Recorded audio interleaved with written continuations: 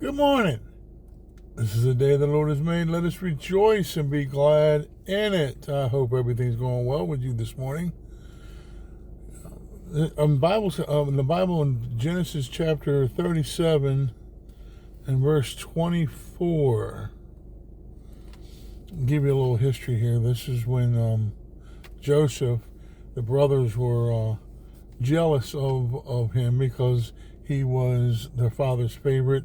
The father made him a special coat, and they just couldn't take it no more.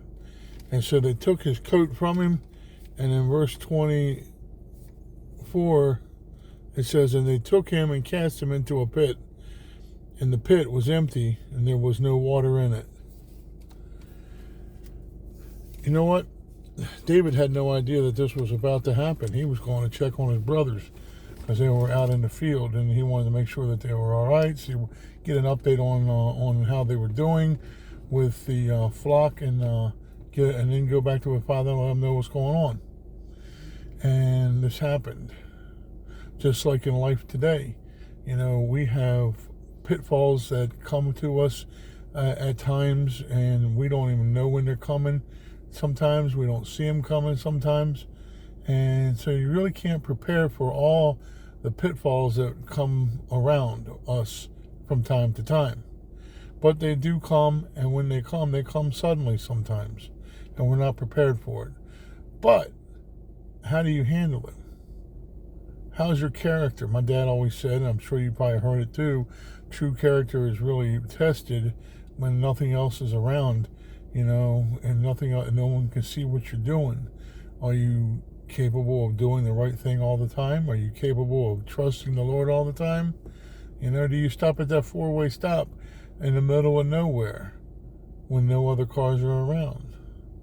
So our character has a lot to do with how you're going to act and react to pitfalls in life. Joseph, he had no idea what was going on. In the next part of the story, the brothers took and sold him to slavery, and took his coat and killed an animal and put blood all over it to make it look like that he had been killed in the woods.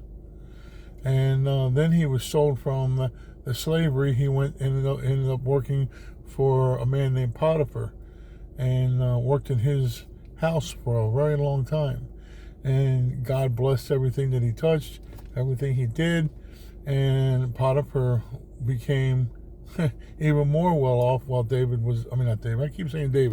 while Joseph was there. And then he ended up getting accused of something he didn't do, another pitfall. His wife, Potiphar's wife, seduced him and tried to get him to lay with her, and he took off running. I like what the Bible says in the New Testament: flee youthful lust. When sins come around that are wrong, and you're being enticed to do them, run from them, get away from them.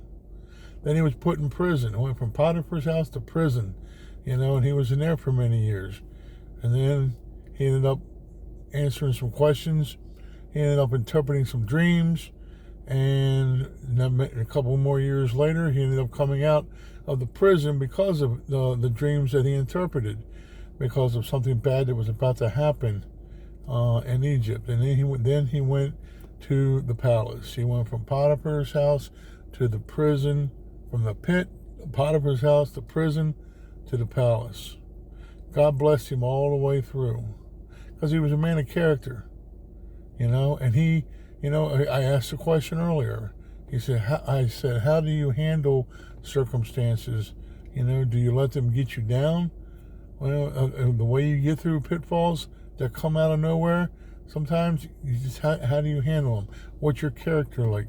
Do you go with the flow? Do you get on your knees and pray and ask God to help you during this time, and then continue doing the right thing?